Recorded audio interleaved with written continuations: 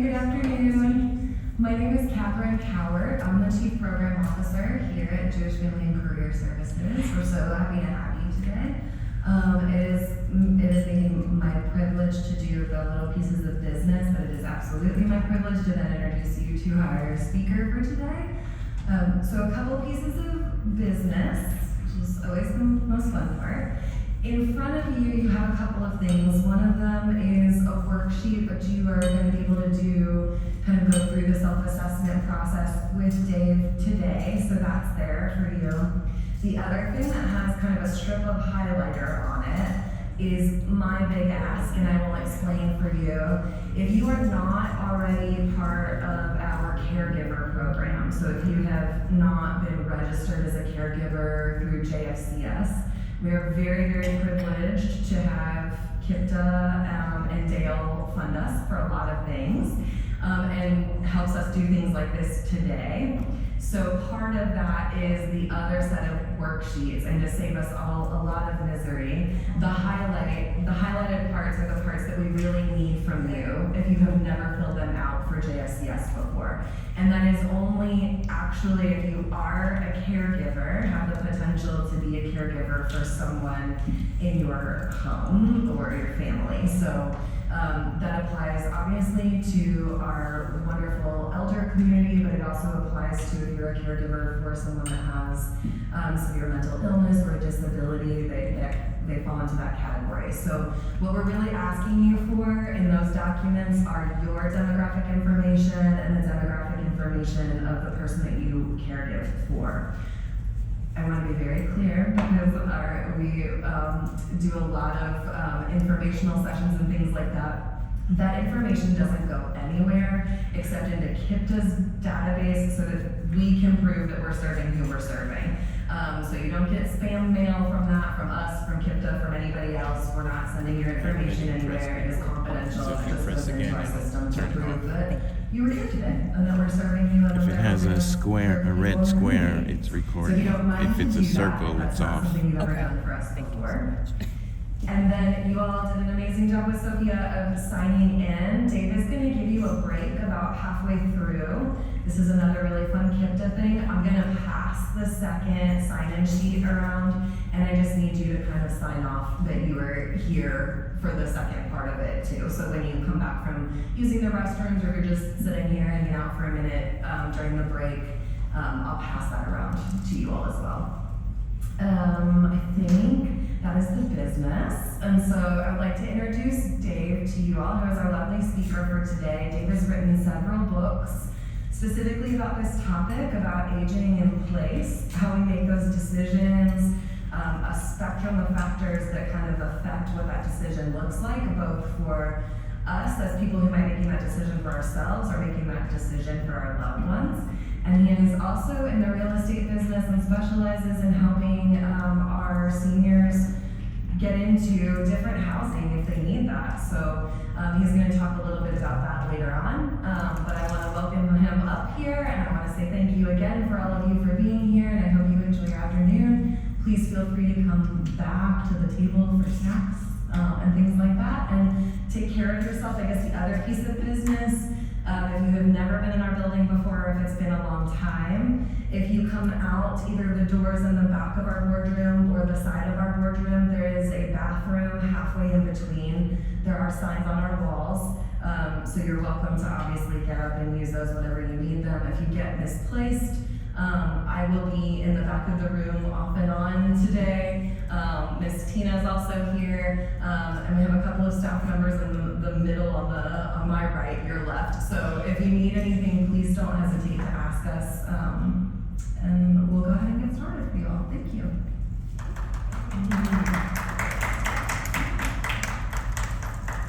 Thank you, Catherine, for that introduction.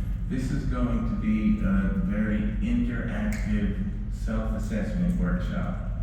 The handout that you have there, you'll see there are questions with check boxes where you can easily indicate to yourselves what the situation is. I'm going to start out with some interactive conversations with you So that'll give you time to finish the wonderful food that has been provided. And then later on, we'll start with the handout where you'll need at least one hand to do the check marks. And it won't interfere with your lunch. Okay, so the topic is aging in place, the dilemma. Should I continue to age in place, or should I make modifications, whether it's services or modifications to the home, or does it appear that the home is not sustainable anymore to age in place in a safe and healthy manner? I am not going to be directing you to anything. You will be self-directing. All right, so before that, a few questions. Do we have, who here is a senior? Who here is an adult child of a senior? That's one person or two. And are there other professionals that are tangent to, social workers, attorneys, that kind of stuff? Okay, great. By history or? History is good. All right. And so you fall into two categories. And any insights that you have will be welcome. If you want to contribute special insights, that since you have one foot in each of the groups. Okay, so I'd like to hear from you before we start. What are your expectations with maybe the little bit that you read, that you know about the topic, about what I am going to talk about in the topic? So,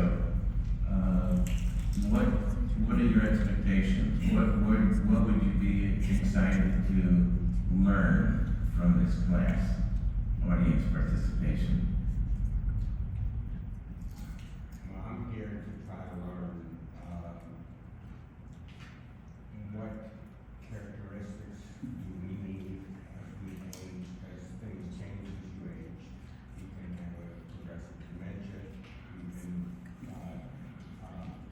when is it responsible to actually stay in your house and even with a dementia, it seems like you could, as long as you're not aggressive or harmful, if you have the right caregivers. So I'm here to learn the chances of being able to do that, because it's something that my wife and I both want to do. So I'll try to summarize that. The comment was learning at what stage or to what degree of we'll just call it decline. Is it still feasible or sustainable to stay in the home? And what type of assistive services or devices can be brought into the home or into the situation to extend the period that people would be aging in place safely in a healthy environment? Does anyone else have any things that they would like to see as a result of this next hour that we'll be together? Yes. My goal is pretty similar. My name is Madison. I work at JCS. I'm a case manager for older adults, and I've got a lot of clients who are teetering on that edge of trying to decide whether they want to stay at home or are ready to move to a different level of care. So I'm excited to learn about what questions I can ask them to affirm their autonomy and let them make that decision for themselves and figure out what's the best option, as well as if you have any suggestions for seniors with limited income who might not necessarily be in a house that they can sell to pay for other kinds of care. So there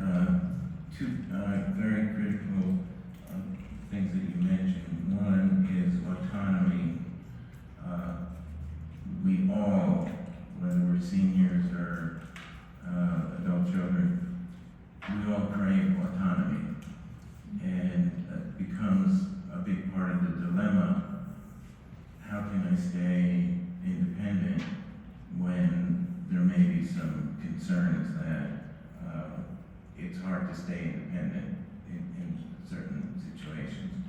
And the other thing, Madison, that you mentioned is finances. And I'm not an attorney, I'm not a financial planner, but there are attorneys and financial planners who know how to optimize the finances of seniors. And it's very important to seek consultations with those professionals because they can make the difference between depleting all the assets or preserving assets to help fund aging and retirement.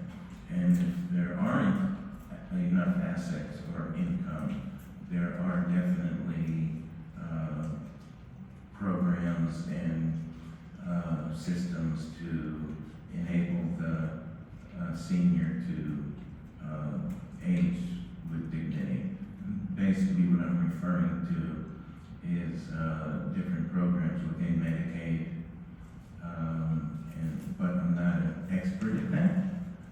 But there are experts out there, and I'll mention that later on as we go towards the end.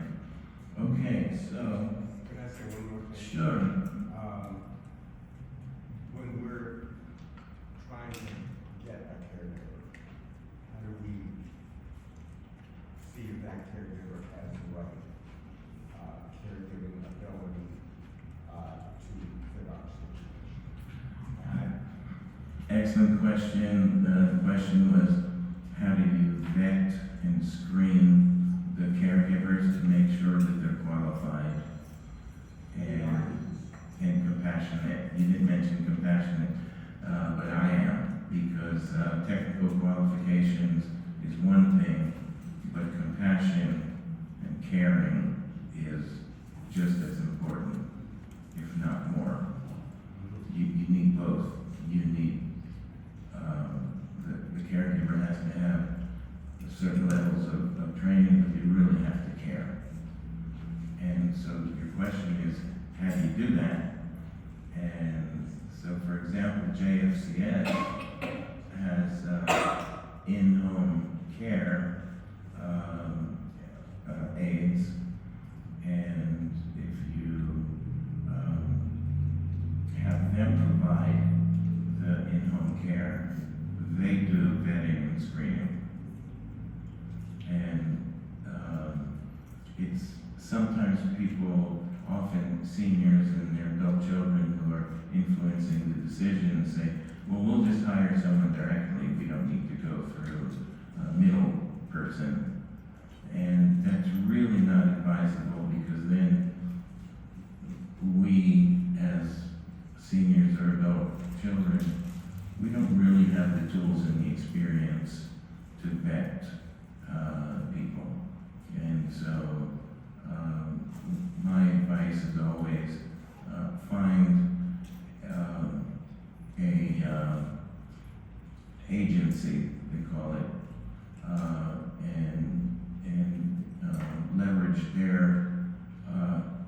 infrastructure to find aides that are competent and compassionate, and also have, to use a baseball or basketball analogy, a deep bench. So if one aide can't make it anymore, or they're on vacation, or they have some other commitment, but the senior needs the consistency of having someone, as scheduled, then the agency with a good deep bench will provide someone to stand in, substitute for that shift. Okay, so why do we prefer to age at home as opposed to going elsewhere?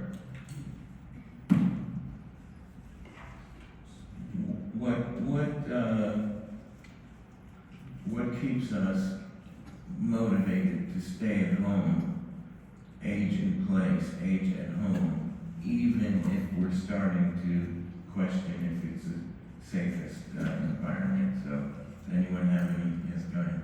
Because you can be yourself. To be yourself, yes. Somewhere you're used to, and, so it's familiar, if it's, and you're comfortable there, and you're gonna think the best there, and it's just a natural place that you may want to be. Right, familiar, Lots of comfortable, memories. lots of memories, yes, exactly. Anyone else? Yes, Say the familiarity, but also financial. familiarity, but also financial. And then it's important to compare the cost of staying home, the aging in place, versus the alternative. And often, almost always, but often the alternative, moving to somewhere else is more expensive. But what needs to be taken into account is what is provided in return for the higher cost.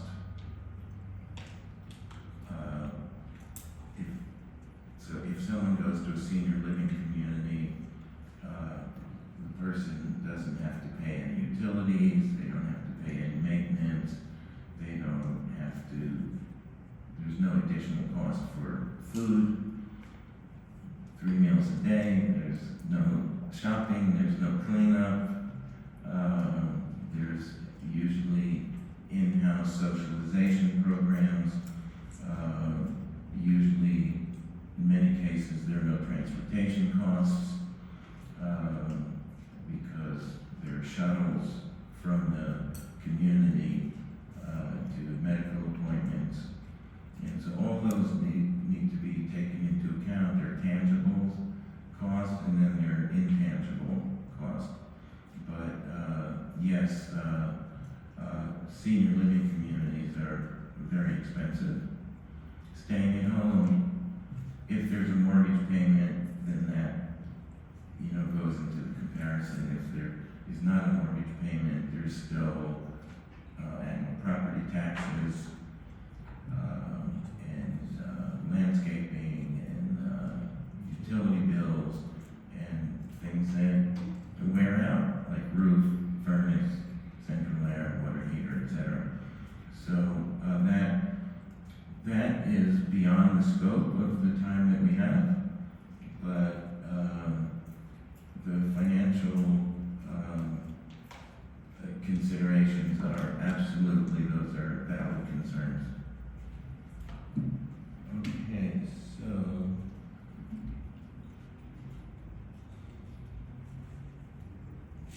I'm having some difficulty with spelling. Okay, so just a quick summary. Why do we want to age at home? I love my home. I love the memories represented in the home. I want to maintain independence. I love the location, proximity to services, and love the socialization that my home and location provides. So most of those things were touched on by the comments. What is your current situation? Who is currently comfortable aging at home? Show of hands if you want to. So, half. I don't know, because. Don't know yet. Who could use some forms of assistance? Everybody. Everybody needs an assistant. Who is at the point where you're questioning if the home continues to be a safe and healthy environment? So hands, steps, laundry in the basement, things like that. Sometimes, if there are wheelchairs or walkers, the doorways are, or the floor plan just is not conducive to that. Or there's not enough space to open the refrigerator when you have a walker, so you have to back up to open the refrigerator, but then so things like that. And who knows somebody, I'm not going to ask if anybody here, but who knows somebody who is in a crisis situation and really needs a significant change? So, of course, the goal is not to wait for crisis and to start taking action well in advance. And that doesn't mean move. It could be making modifications to the home. I know people who live in a 2-story home, and the steps just, it's too much of a barrier. So they converted their dining room to be their master bedroom, but they didn't have a full bathroom downstairs, only a half bathroom. So they added a shower. So they're living on the first floor independently. So moving, I'm not pushing anybody towards moving. We all want to stay, like we said before, autonomous, independent, self-reliant. We want to stay where our memories are. And if the house is not conducive to safety, there are a lot of modifications that can be made to help extend the time where people can age in place. There are also services like delivery. Costco, Amazon, Caregivers, they can deliver food. You can put it on a fixed rotation every 3 weeks. It'll just show up on your doorstep. Of course, they're dinging your credit card. The supplies that you have just shows up, so you don't have to go shopping when it's raining or icy or 102 degrees outside. So, and you can also bring in-home aids. There are just so many ways to modify the home or the situation to extend the safety of the home and continue to live there for a much longer time. We want to avoid crisis situation though. Okay. Now let's take the handout.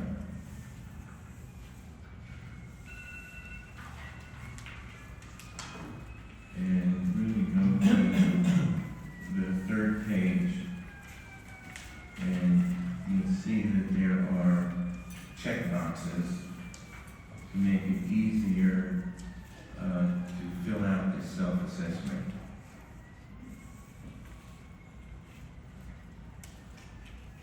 Okay, so the top of and I don't have it on the screen because you have it on the handout. The top of this page should say Fast Track Caregiver Decision Path. Is everyone with me on that? Okay, great. So let's go down to step number 1, caregiver capacity. So, how many people, in their show of hands, who is also a caregiver for a loved one?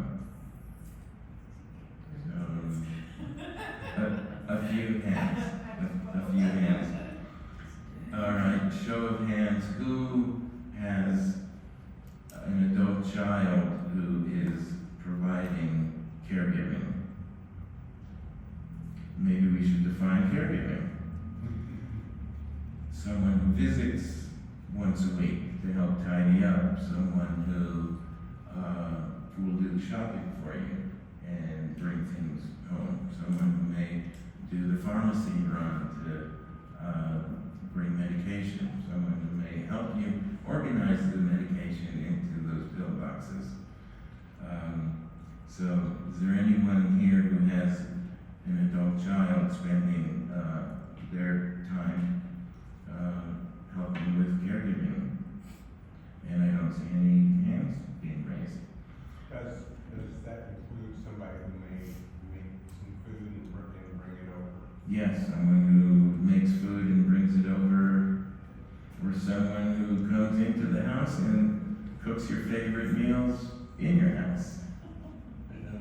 Okay. What applies us to their house? You're still the parent, so you still like to bring food to their house, right?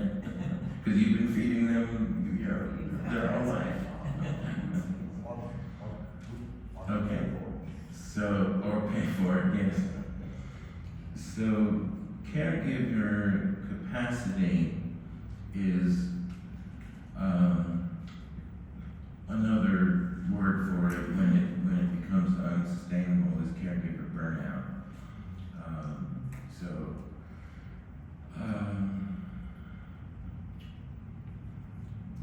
You don't have to raise your hands here, but does anyone think that their adult children could be helping more than they are right now?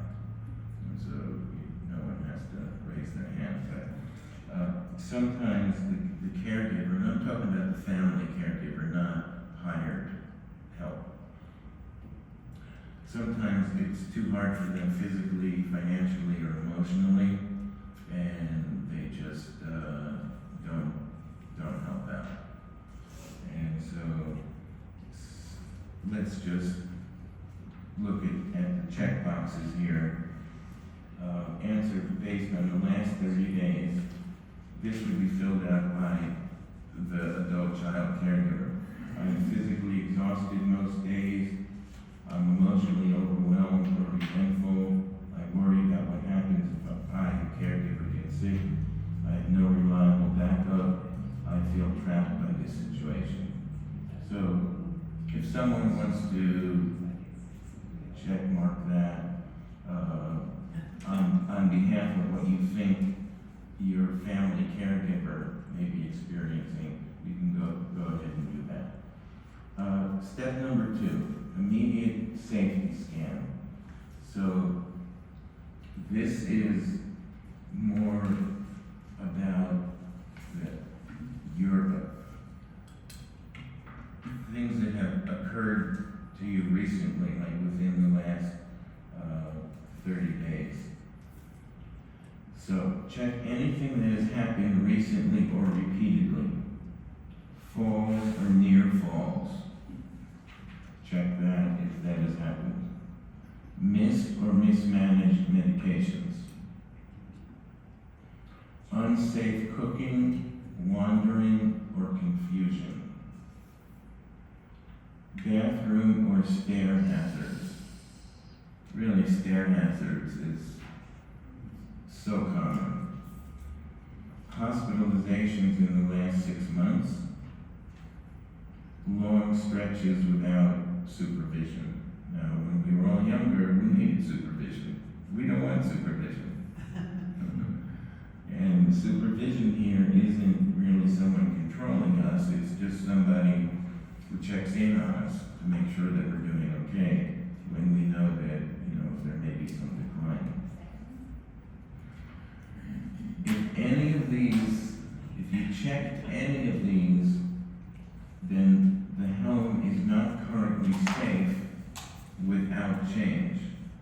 And again, the types of change are in-home help, modification maybe to the floor plan, in-home or services, like I said before, delivery of groceries, delivery of medication, delivery of so many things today are just a click away on Amazon. And if you're not proficient with Amazon, guess what? Your grandkids are. You can just tell them, hey, I really need this, that, or whatever. Can you make it get to my front porch?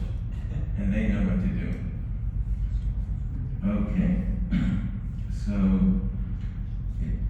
has everyone finished the check marks of step 2? Is anybody what? Has everybody finished their self-assessment of the choices that are listed in step 2? Does anyone have any questions or experiences that they want to bring up that would be relevant to those types of experiences? Yes or no? All right, next page, step 3.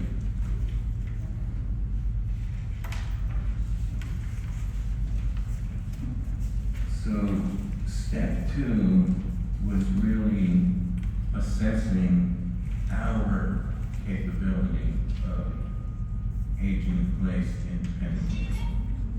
Step 3 is about the home itself. So,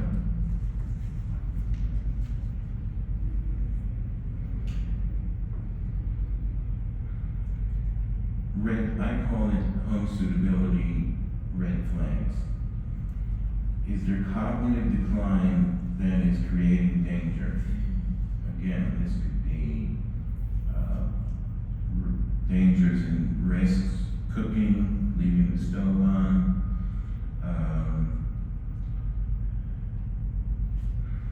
wandering, not negotiating the floor plan the way we used to. The next checkbox is medical needs exceed what I can manage. So, who has experience with that? That the medical needs are growing and you just don't want to or can't go to the doctor all the time. So you just sort of roll with it. Next, the home cannot be safe, cannot be made safe.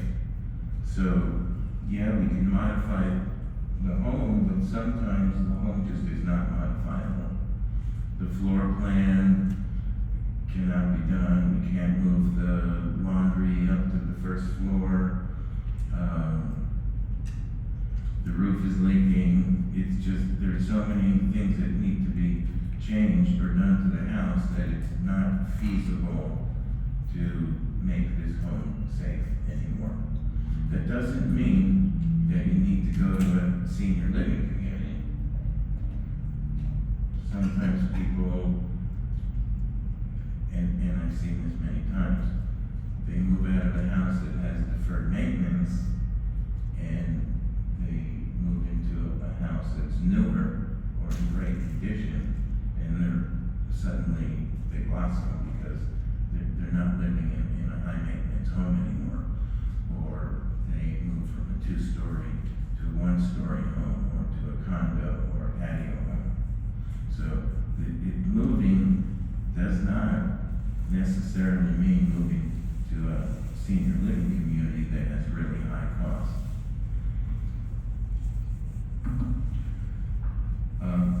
Also in step 3, the costs of aging in place are already stretching us thin. So what type of costs could be stretching someone's budget? Ideas? Aging in place, what are those costs that could be so high that it's straining the finances? Could be a mortgage payment, could be constant maintenance, could be the occasional $12,000 roof that needs to be replaced, or the $10,000 central air. It could be paying a landscaper $50, $60 every 2 weeks to cut the grass. The property taxes, with assessments going high, property taxes could be $4,000, $5,000, $6,000, $8,000 a year. Transportation costs. Who here has used medical transportation that's not covered by Medicare? You see them running around all the time, especially in this area, because there are a lot of medical offices here. So I think it's like $175 per run, where they come to your house and they shuttle you to wherever. And if you need to do that 2 or 3 times a month, that's many, many thousands of dollars a year. So there are many ways that the cost of aging in place are already stretching people too thin. And the last item here in step 3 is I am burning out faster than the situation is improving. If one or more of these apply, begin the transition planning now. Do not wait for a crisis. And again, the transition planning could be transitioning to a safer situation, not necessarily to a different home. Look into in-home non-medical aids. Look into in-home medical care. I know that often we are committed to the doctors that have been seeing us for the last 30 years, 20 years. They know everything about us and we like them. But we still have to go to their office. We still have to go to some lab to get blood drawn. We still need to go to get x-rays or ultrasounds or all sorts of treatments. However, there are, I know, Baptist East and so many. You may have noticed them running around where there's in-home medical care vehicles, and often it's just Ford Escorts, small cars, but they're being driven by registered nurses, and they're visiting people at home and providing care at home. Does anyone have that service now? One person. And so, to what degree has that reduced the number of times that you have to get out of your house and go to a doctor or to some examination? It probably reduced that a lot. And every time you do not have to go out to the doctor, that's one less time that you're at risk of falling, slipping, being out in the freezing cold, being out in the rain, being out there when it's the hottest day of the summer. So sometimes changing our primary care physician, the person that we've been with for 20 or 30 years, changing that to a in-home medical care arrangement could make the big difference in our, not only in our medical care, but it may be the difference between aging in place with all the benefits, the emotional and financial benefits of aging in place, versus having to pack up and move somewhere else. That's something that many people don't know, that those services exist, but as you go back out into the world, you'll start noticing that there are all these Norton Healthcare, Baptist East, and other hospitals or medical organizations. You'll see all these cars running around. And then you remember what I said. In each one of those cars is typically a licensed nurse or someone who's licensed. It could be an occupational therapist, a physical therapist, and they're providing these medical services at home. Does someone want you to say something? No? Okay. Does anyone want to say anything about what I just mentioned? So, said, I would like everyone to reflect on your current situation, or if you're here thinking about someone else, an aging loved one, other than yourself. In step 4, this is a very important question. In 6 to 12 months, will the situation likely be better, about the same, or worse? This is a very important question.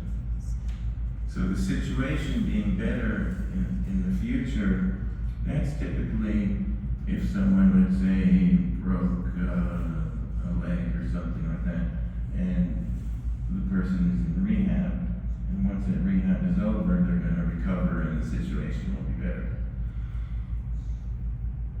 About the same means, yeah, there's some decline because as we age, there's some decline, but we're not trending towards significant decline.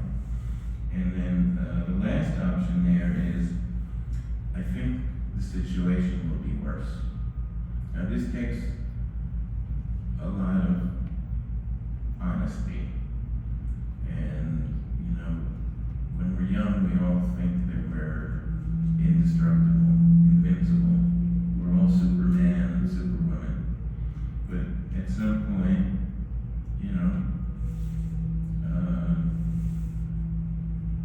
the benefits of aging get colored with the disadvantages of aging. And so, if someone believes that their situation will be worse in 6 to 12 months, then it's, again, time to start planning so we won't be caught surprised by a crisis. How quickly can a crisis occur? Any moment. Any second. Stroke, heart attack, a fall.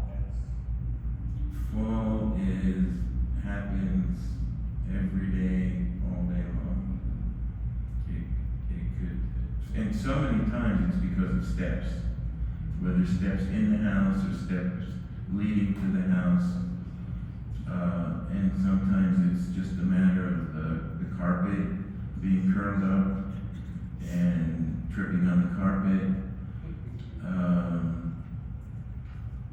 falling in the parking lot of Kroger's, car accident. And so the most important thing when considering aging in place is to avoid the crisis and to think in advance, plan in advance. Doesn't mean you have to make the modifications immediately, but you should have a plan for what happens when the decline accelerates or when the crisis happens. And who else should be involved in that thought process?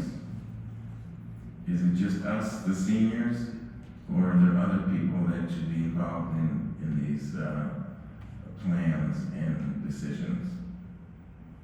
Is it just us? No, children, people, it can even be friends or neighbors that you're close to. Children, friends, Advisors, whatever. advisors, Whoever you trust. whoever you trust, that's right. It could be siblings, not just the siblings of the adult children, but your own siblings.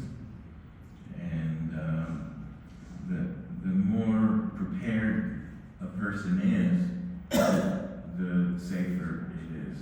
Because decisions that are made in crisis mode are usually not the best decisions. Because you just don't have time to make good decisions. But also, there are some decisions that, even if they are good decisions, the availability of the solutions may not be there in short notice. Like if you say, okay, yeah, it's time to go to assisted living. Well, maybe the assisted living place that you like has a waiting list of 6 months.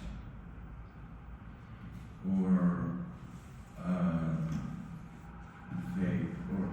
you really want to go to a place that's close to your children or close to whatever it is that your preference is, and there's no availability there. But if you do pre-planning, then you can get on a waiting list, and if they call you and say, okay, there's availability, come on over, you can say, well, I'm not ready yet, and they won't mind. They won't be angry at you. Why? Because they have 20 other people on the waiting list. So if you cancel your spot, everyone else will move up.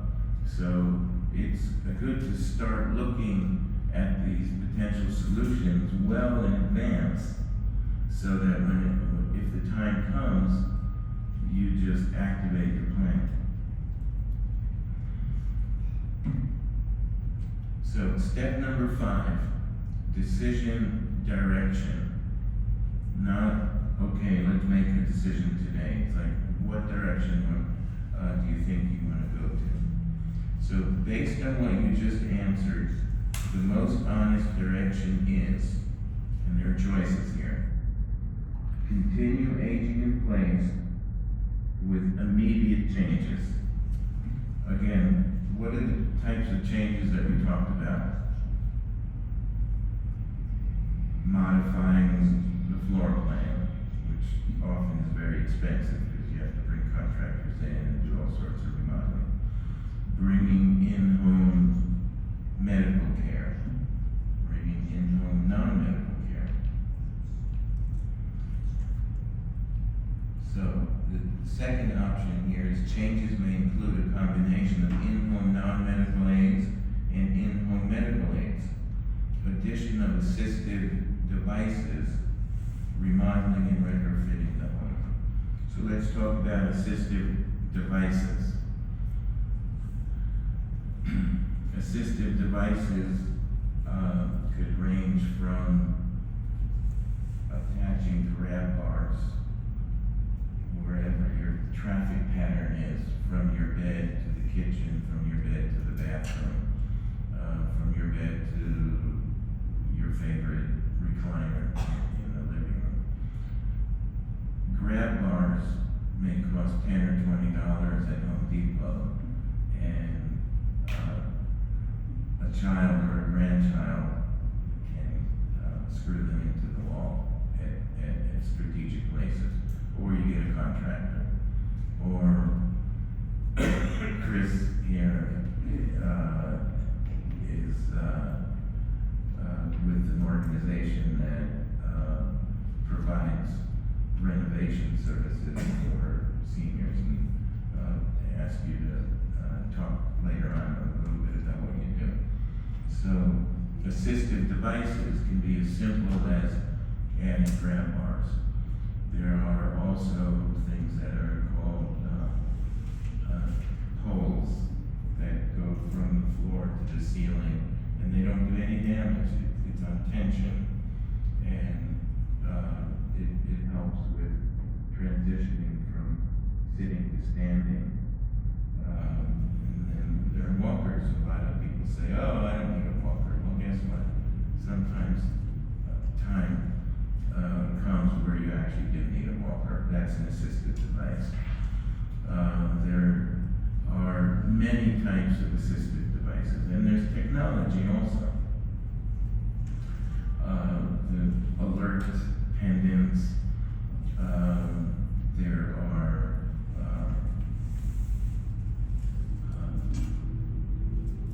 video connections with your children that you can activate either physically or by voice, where you can tell the device, call John, and it'll ring John's phone, and he'll appear on the screen, and here you are doing a video conference. And so that helps you connect with family or friends or emergency contacts. There's many, many assistive devices out there that can help you feel safer and happier at home. Next one is short-term stay with a clear exit plan. The short-term stay could be having a family member come stay with you for a while you recover from some medical event, or while you plan your next move. That happens more often than people think. When someone goes into the hospital, there's what's called a discharge nurse. That discharge nurse has to decide if it's safe to discharge the person back to their home. And if it's deemed unsafe, then what happens to that person? Well, you lose control over where you go. They may discharge you into a skilled nursing home or into some rehab facility. But if there's, if the senior can be discharged to the home of an adult child, or an adult child can move in with the senior for a period of time until either the recovery is completed or until the realization that no, I can't live in this home anymore. I need to do something else. So that's what's meant by short-term stay, but with a clear exit plan. Not, okay, my oldest daughter, thanks for coming to live with me. I like it. Stay longer. Well, usually that's not the case, because, everyone has their life to live, and as much as they love you, they still have other pressures. Another decision is begin planning for a move. Even if you're in good shape, it may be time to begin planning for a move. And the worst case is emergency intervention is needed. By definition, emergency means right now. I had a fall, or I had, some medical occurrence. This is not sustainable. I need out. I need out today. That is, of course, the crisis that we always want to avoid. But as people assess their situation, honestly, sometimes the conclusion is emergency intervention is needed right now. So I'm not going to ask everybody or anybody what their decision direction is, but definitely feel free to use the handout to check off and to add what your thoughts are on that. And as I wrote here, keep in mind this is not permanent. It is the next safest move, because life doesn't stay the same. Things change. Sometimes for the better, but sometimes not. Step number 6, here's your action plan for the day. Based on the things that we talked about, choose one action only. And the reason I say one action only is because it's really too hard to say, okay, everybody, come up with your 3-month plan and your 12-month plan. That's not realistic. But as a result of any reflections that may have been triggered by the things we talked about today, choose one of the following actions, or add any action yourself. The first one, call a doctor or care manager. Next, request a home safety or care assessment. Who does home safety and care assessments? If you decide to do that, who would you call to do a home safety assessment? Any ideas? Catherine? You can call us. There are other people too, but you can certainly call us. Chris, what do you say? Well, like landlords, home health care, senior experts, there's a lot of entities out there. And how many seniors know that you can call a home safety or an aging in place expert? This isn't common knowledge. I didn't know that. What is that? I said I didn't know that before. That's right. Because most people don't know. Because where would we get that knowledge? They don't teach that in school. So where do we get that knowledge? Where? We wanted that knowledge. Well, Catherine, Chris, you have enough business cards, Chris? I do have enough today, yes, sir. Okay. Do you compete with Catherine with JFCS? We're collaborators. Or you're collaborators? We love to play nice in the sandbox. Yes. Our fire department, What is that? our fire department has people. Fire department? Yes, that's a great idea. And they'll assess the safety of your floor plan and the positioning of your furniture and all that. Yeah, there are experts out there. First thing I would do really is contact Catherine. Catherine will come up here shortly and describe in more detail what JFCS has to offer. And she also has material here. The next one, I'm still on step 6 here. You know, your one next action that you should do, like today. Start the third one here is start researching assisted living or skilled care. How do you even start researching that?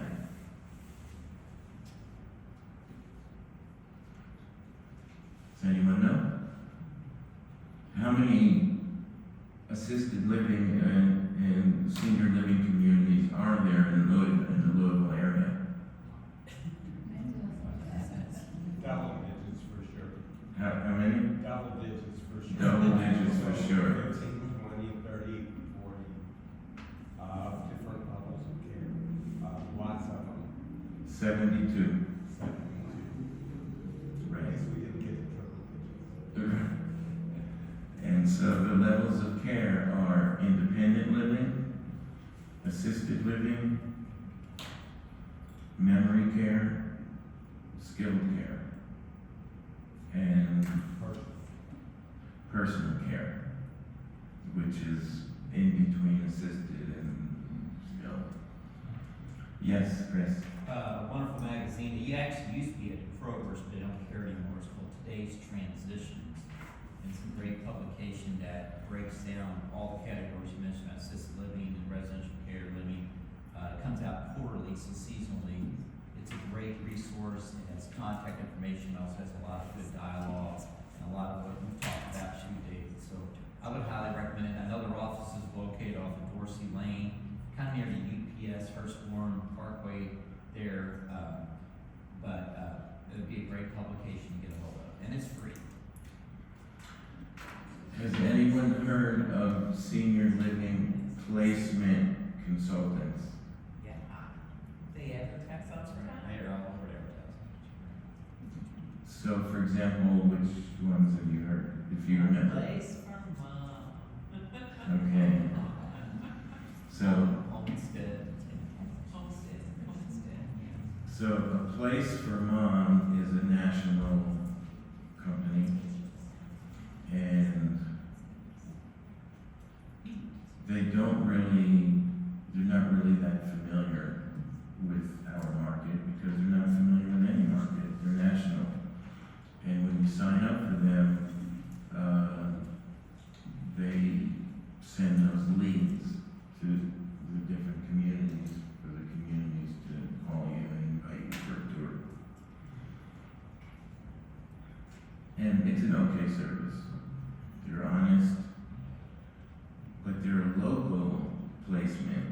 consultants, and they don't charge you anything.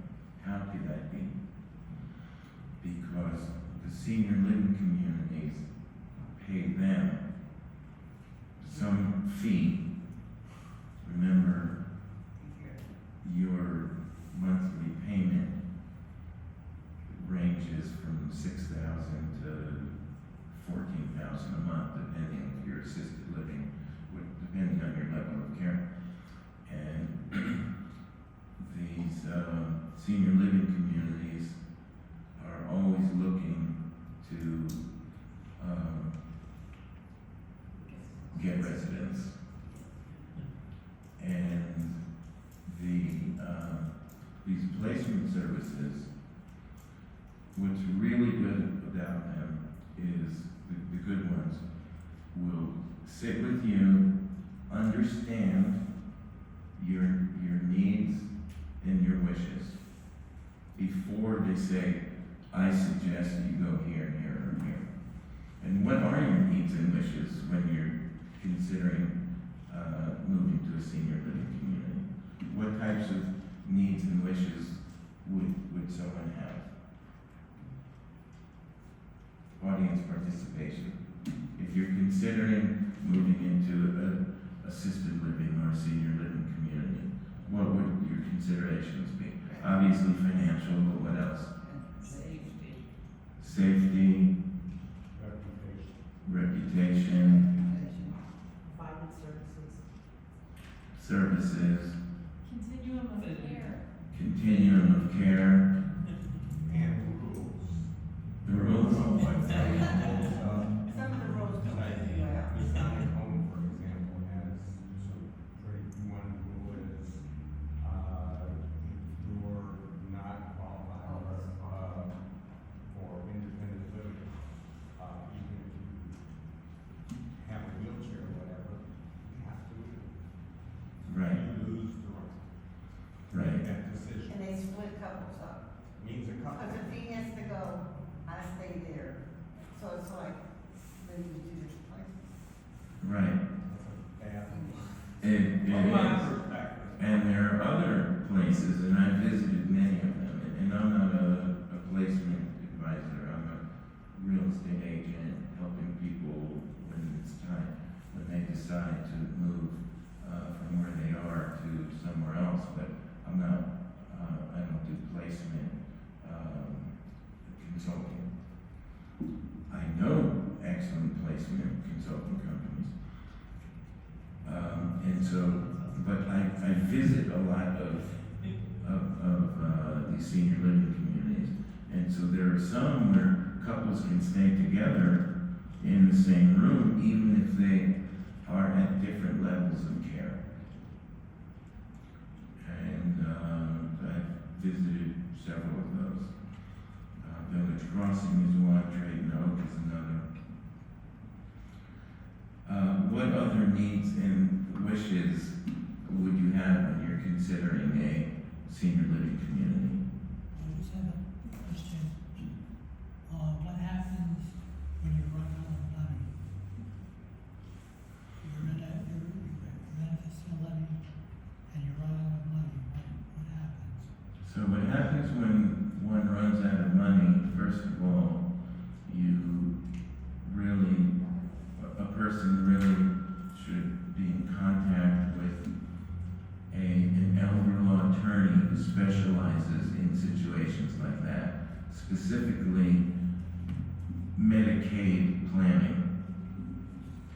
There are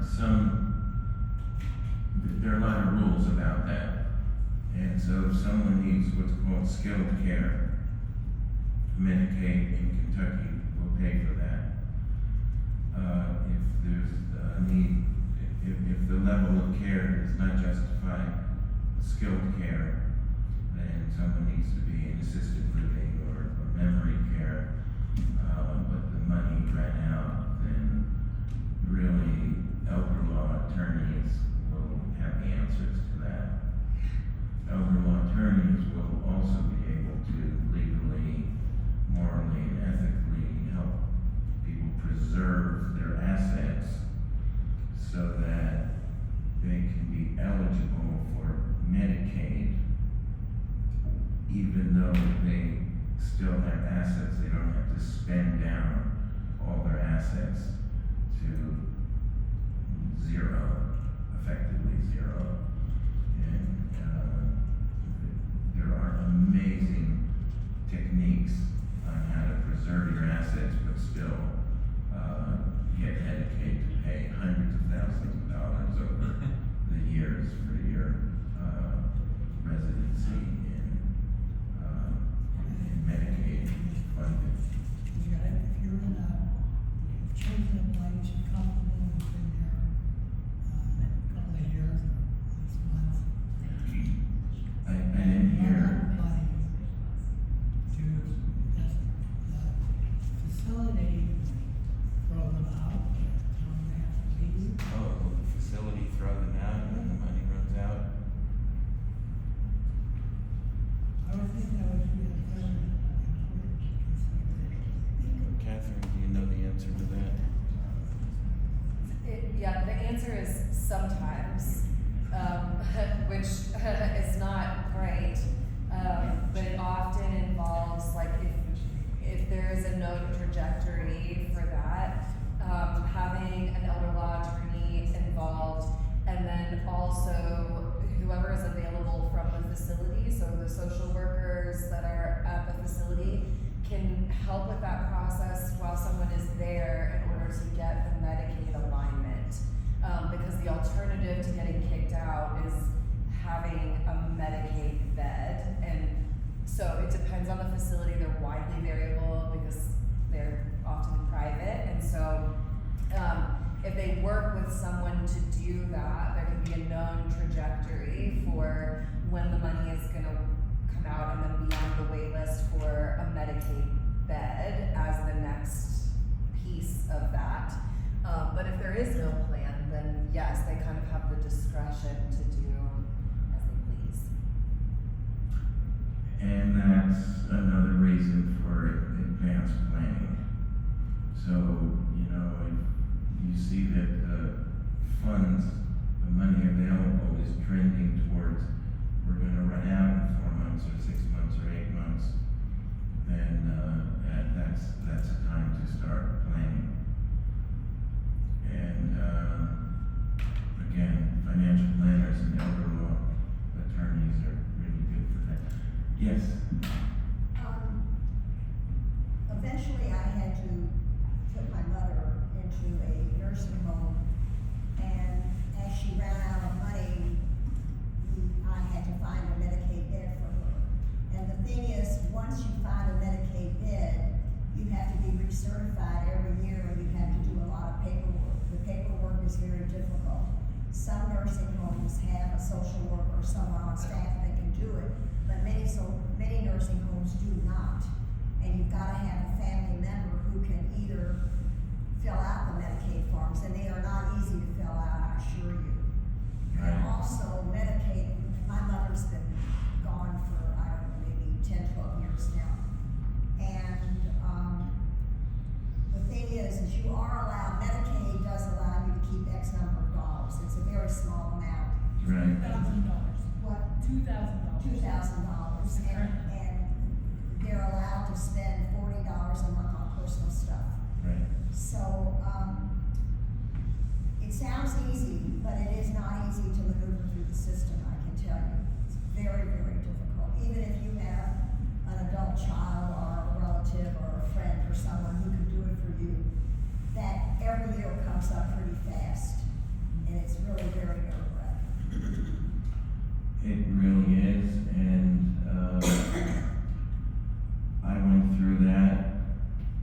I didn't tell my personal story, I was sort of running out of time. But one day my aunt, my mother's sister, called us and said, if you want to see your father alive, you better fly down to Florida to see him. And my wife was in the back there. And I flew down to Florida, and he was not in good shape.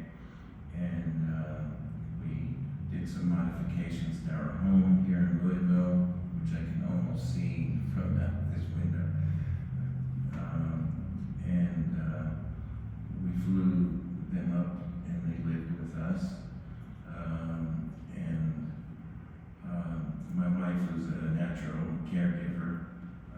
changed my dad's health.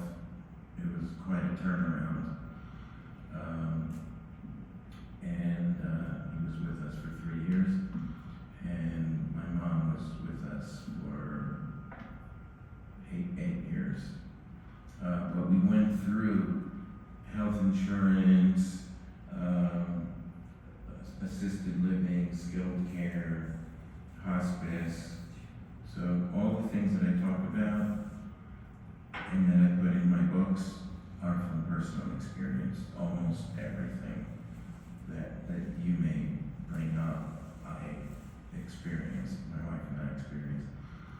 And right, the Medicaid paperwork and the recertification is not easy.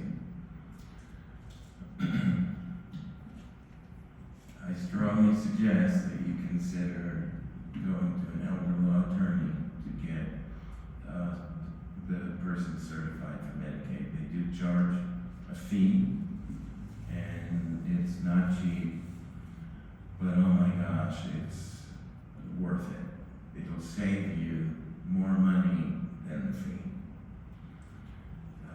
because they have legal techniques that will preserve assets before the assets are spent down to $0 or to $2,000. And they'll also handle the annual recertification.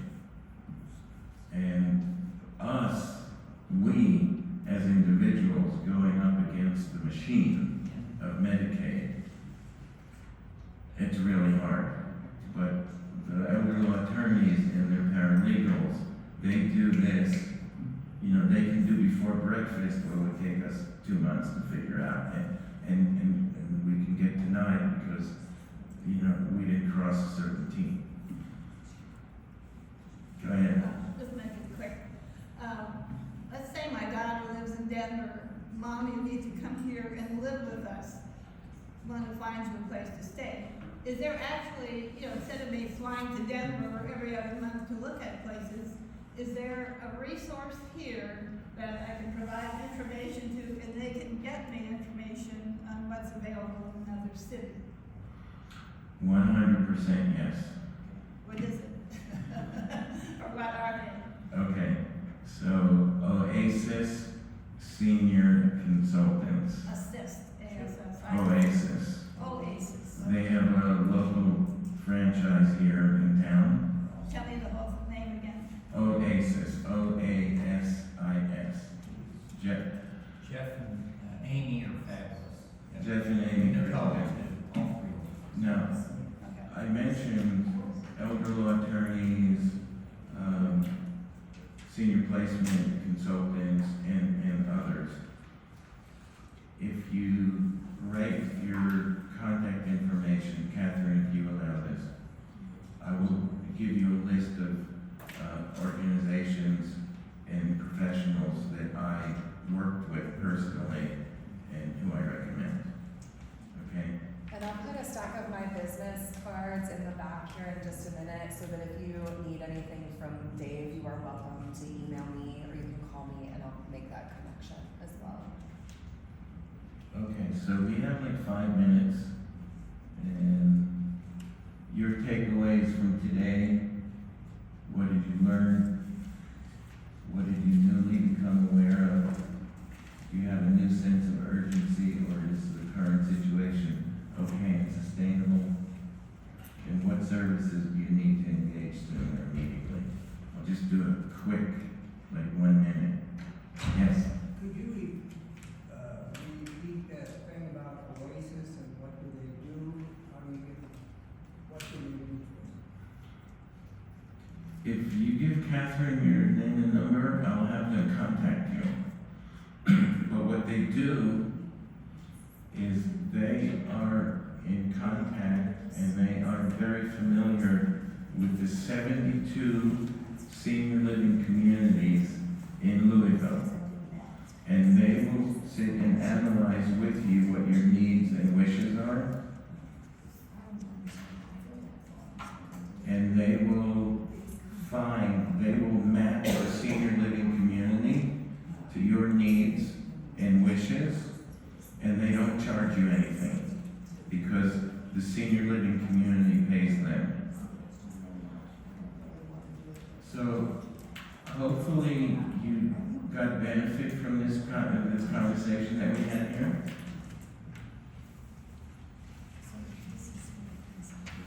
And would you be interested in a more detailed identification and self-assessment of your current living environment?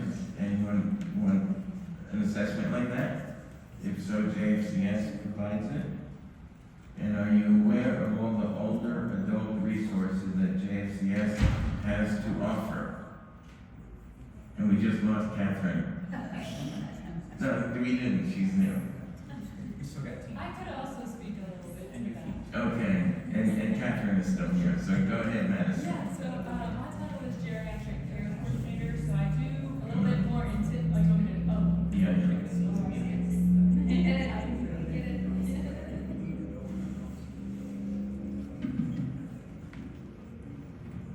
Hi, I'm Madison. So I'm our geriatric care coordinator. I do a little bit more intensive case management with some of our clients, including a lot of like medical advocacy. So if you've ever felt like your doctor's not listening to you, or you're not getting your questions answered, or you go to the doctor and you forget what happened and your kids aren't on the same page as you, like my positions kind of exist to help get everybody on the same page and make sure you're getting the best kind of care that you can get.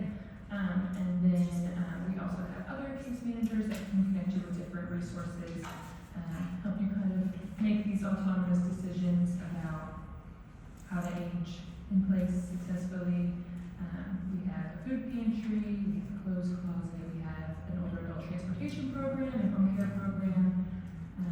We have senior crime victim services, and am I missing anything? I know that you had classes given by Yes, elder yes, sometimes we have classes, we have workshops like this, we have a caregiver support group that meets on the fourth Thursday of every month at 4 p.m. I lead that. So, if you're caring for anybody and you need a space to talk, find resources, vent, whatever, that's what we're here for. And then we also have like matter of balance classes and other like social inclusion groups. and in-home care aides. Yes, I mentioned that, yes, we have in-home care and we have a transportation program as well. If I missed anything, Catherine, please do. No other notes. I am passing around the sign-in sheet that you all checked when you came in this morning with Sophia, and it's just going from table to table. There are 2 of them. If you will just sign your name next to where your name is printed, I would greatly appreciate it. That is a kid's thing, not us thing, so I appreciate your help. And then anything else that you all need, if you want a connection to Dave, to our services here at JFCS. We have multiple people that work within our client older adult program, so there are lots of people to get you connected with and get you to the right person, so please don't hesitate to give us a call. And I think that's it. So if you have caregiver paperwork for me, you can leave it on the table. I will pick up because it's confidential. You're welcome to like turn it over, and I will come grab that from you.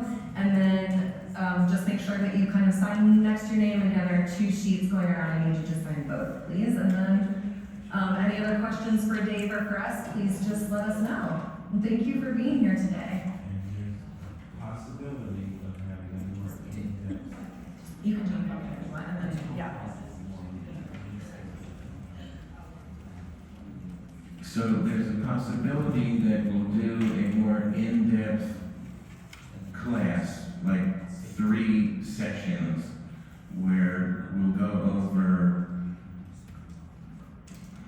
I don't want to be overwhelming here, but this worksheet that we did here is really just a small sample of questions that we use to assess the situation. And sometimes it's important to include the adult children. Sometimes there are disagreements over what the next course of action should be. And so we go in depth with all these considerations. So stay tuned. There may be more information about that. Okay. This concludes this portion of the program. Chris, do you want to come up and? Yeah, I appreciate that. Okay. I'll try to be quick. Hi, everybody. My name's Chris Clements. I'm a part of an organization known as Project Warm, which has been around since 1982. Most of the things that people are familiar with this is we do weatherization, winterization, help a home stay comfortable, and keep people with their energy costs down. However, in the last 2 years, we were awarded a grant from HUD called Healthy Homes.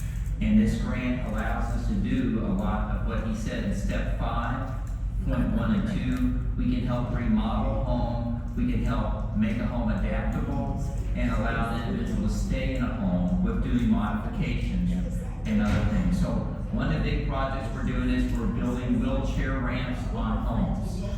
We're expanding bathrooms and kitchen areas, making sure the flooring is better and cabinet space and other appliances are very accessible to get to. This grant is good for at least 3 years. We're in the second year. We hope to renew it, and it is free. So the money we get really comes from the city, state, and federal. If you're interested in what David had talked about, if you're looking and want to maybe stay in your home and you think it is possible, please talk to me. I got my business cards, and I'll be sure to talk to you about it. Thank you, David. Thank you, JFCS.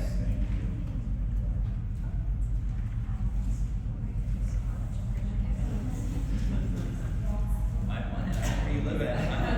Already talked to Mom and Dad about it. He's fine now, but in a year or so, you know, my dad actually felt that. He bounced back. I was not mounting off, so it doesn't help, but you know what I mean.